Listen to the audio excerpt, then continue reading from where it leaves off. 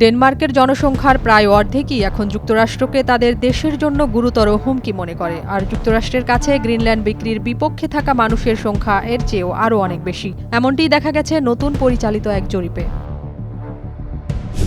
Bricks জোট যদি অন্য কোনো মুদ্রাকে সামনে আনতে চায় তাহলে তাদের রপ্তানিতে 100% শুল্ক আরোপ করা হবে। ট্রুথ সোশ্যালে ট্রাম্প বলেন, ব্রিক্সভুক্ত দেশগুলো ডলারকে পাশ কাটালে যুক্তরাষ্ট্র শুধু দাঁড়িয়ে দাঁড়িয়ে দেখবে না। ক্ষমতা দখলের 4 বছর পূর্তিকে সামনে রেখে মিয়ানমারের জান্তা সরকার জরুরি অবস্থার মেয়াদ আরও 6 মাস বাড়িয়েছে। জাতীয় নির্বাচনের পরিকল্পনাকে ঘিরে দেশটিতে সহিংসতা তীব্র হয়ে ওঠার শঙ্কা দেখা দিয়েছে। বিদ্রোহী বাহিনীগুলোর মধ্যে অনেকেই নির্বাচনের বিরোধিতা করছে। অভিবাসন নিয়ন্ত্রণে জার্মানির রাজনৈতিক দল সিডিইউর এক প্রস্তাবনা দেশটির সংসদে পাশ হয়েছে। 23 ফেব্রুয়ারি নির্বাচনকে সামনে রেখে দেশটির রাজনৈতিক অঙ্গনে অভিবাসন একটি গুরুত্বপূর্ণ বিষয় হয়ে দাঁড়িয়েছে। এমন আলোচনার মাঝেই পাশ হলো এই প্রস্তাব।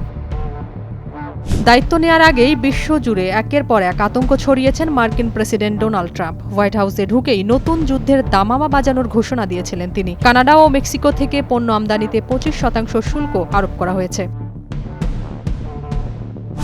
মার্কিন নাগরিকত্ব পাওয়া এই বাবা হত্যার কথা স্বীকার করে বলেছেন, তার মেয়ের টিকটক ভিডিও তার কাছে আপত্তিকর মনে হয়েছে। কোয়েটায় সম্প্রতি এই মর্মান্তিক হত্যাকাণ্ড ঘটেছে। হত্যার অভিযোগে গ্রেপ্তারও হন মেয়েটির বাবা আনোয়ারুল হক।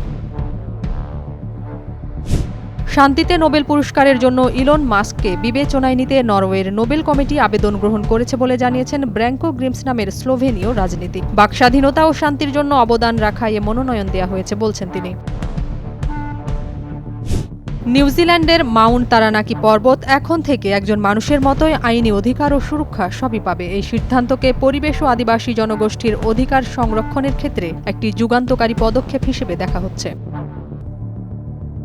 ভারতের সর্বদক্ষিণের রাজ্য কেরালার বন্দর শহর কোচিতে অবৈধভাবে বসবাসের অভিযোগে 27 জন বাংলাদেশিকে গ্রেপ্তার করা হয়েছে। কেরালা পুলিশ এবং ভারতের কেন্দ্রীয় সরকারের পুলিশের অ্যান্টি টেরোরিজম স্কোয়াড রাতভর অভিযান চালিয়ে গ্রেপ্তার করেছে এই বাংলাদেশিদের।